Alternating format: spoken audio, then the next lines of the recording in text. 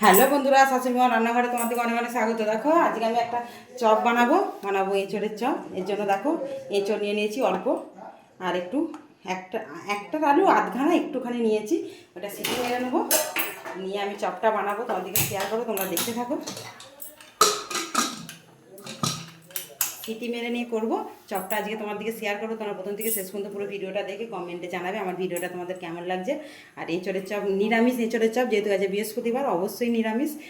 আর মানে যদি অন্য দিন হয় তোমরা পেঁয়াজ রসুন দিতে পারো, আজকে যেহেতু নিরামিষের দিন আমি কিভাবে কি চপটা করছি তোমাদেরকে শেয়ার করবো, তোমরা দেখতে থাকো প্রথম থেকে শেষ পর্যন্ত।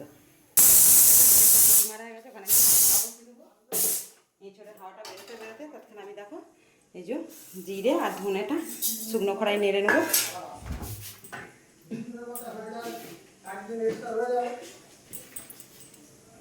দেখো এবারে দিয়ে দেবো কটা এটা তেজপাতাকে ছিঁড়ে নিয়েছি, দারচিনিকে, আর তার সঙ্গে শুকনো লঙ্কা, ওইগুলোও নেড়ে নেবো। শুকনো খড়াই নেড়ে ওটা আমি গুঁড়ো করে নেবো, ওটা আমার চপের প্রয়োজন হবে।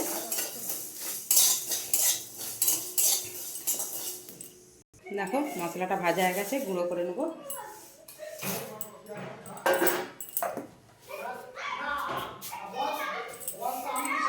ততক্ষণে আমি দেখো এদিকে বেসনটা ফেটে রাখবো। বেসনটা আগে থেকে টেপে রাখলে ভালো হবে। ওতে আমি শুধু একটু হলুদ দেবো, কালারটা সুন্দর আসার জন্য একটু হলুদ দেবো, দিয়ে অল্প অল্প করে জল দিয়ে ভালো করে মেখে নেবো। মোটা করে মাখতে হবে, যেহেতু চপ বানাবো সেই জন্য একটু মোটা করে মাখতে হবে। আমি বেসনটা ভালো করে ডেবে নিই। দেখো বেসনটা ডেবে নিয়েছি। আমি এবার ওতে দিয়ে দেবো নুন, পরিমাণ মতন নুন।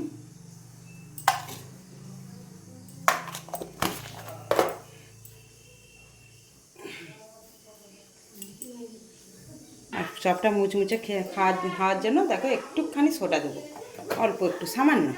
দেখো বন্ধুরা জল ঝরিয়ে দেখো এবার গ্লাস দিয়ে থেঁতো করে নিচ্ছি। থেঁতো করে নিয়ে আমি একটা কড়া বসিয়ে দিচ্ছি, ওই কড়াতে ভালো করে মশলাটা তৈরি করে নেব। দেখো কড়াতে এবার আমি তেল দেবো,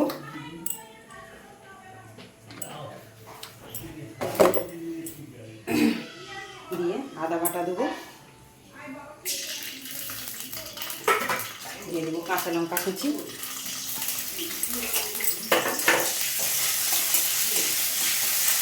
দেখো আদা কাঁচা লঙ্কাটা হয়ে গেছে। দিয়ে দেবো জিরে গুঁড়ো, ধনে গুঁড়ো, দেবো লঙ্কার গুঁড়ো, দেবো হলুদ গুঁড়ো, দিয়ে দেবো অল্প একটু জল দিয়ে মশলাটা কষিয়ে দেবো। দেখো একটু হিং দিয়ে দেবো, যারা হিং পছন্দ করো নি হিংটা দিবে না। দিয়ে এঁচড়টা দিয়ে দেবো।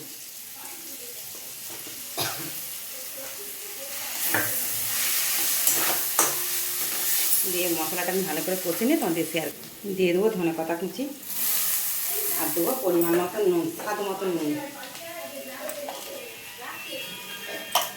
দিয়ে মশলাটা আমি কষে নিয়ে তোমাদের শেয়ার করছি। দেখো এবার যে ভাজা মশলাটা বানিয়েছিলাম সেই মশলাটা দিয়ে দেবো, দিয়ে নেড়ে নেবো। নিলেই আমার হয়ে যাবে এঁচড় মশলাটা।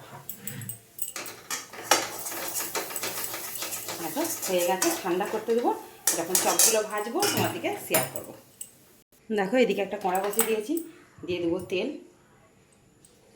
হাতে আমি তেল একটু মেখে নেবো, চপগুলো বানাতে আমার তেল একটু মেখে দিতে হবে। ভালো করে হাতে একটু মেখে নেবো, নিয়ে আমি কিভাবে বানাচ্ছি দেখাবো।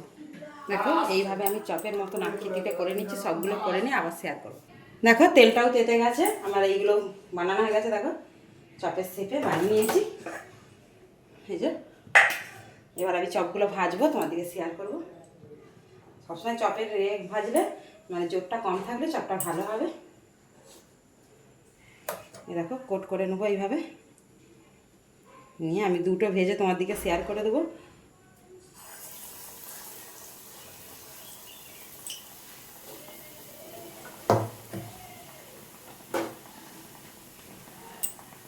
দেখো দুটো ভেজে নিয়ে শেয়ার করে দেবো, তারপর আমি সবগুলো ভেজে নেবো, নিয়ে তোমার দিকে শেয়ার করবো। দেখো এক পিঠ হয়ে গেছে, আর এক পিঠ উল্টি দেবো, দিয়ে ভেজে নিয়ে তোমার দিকে শেয়ার করছি। দেখো চপগুলো আমার ভাজা হয়ে গেছে, তুলে নেবো। দেখো বন্ধুরা চপগুলো আমার হয়ে গেছে, কত সুন্দর দেখতে হয়েছে। দেখো দেখো প্রথম থেকে শেষ পর্যন্ত পুরো ভিডিওটা দেখেছি, কমেন্ট করে জানাবে আমার এই এঁচোড়ের চপটা কেমন লেগেছে। অবশ্যই তোমরা একবার কমেন্ট করে জানাবে। আর দেখো কত মুচমুচে হয়েছে, দেখো খড়খড় করছে, একদম দোকানের চপকেও হার মানাবে। আজকের মতো ভিডিওটা এখানেই শেষ করলাম, দেখে নিয়ে কমেন্ট করবে অবশ্যই।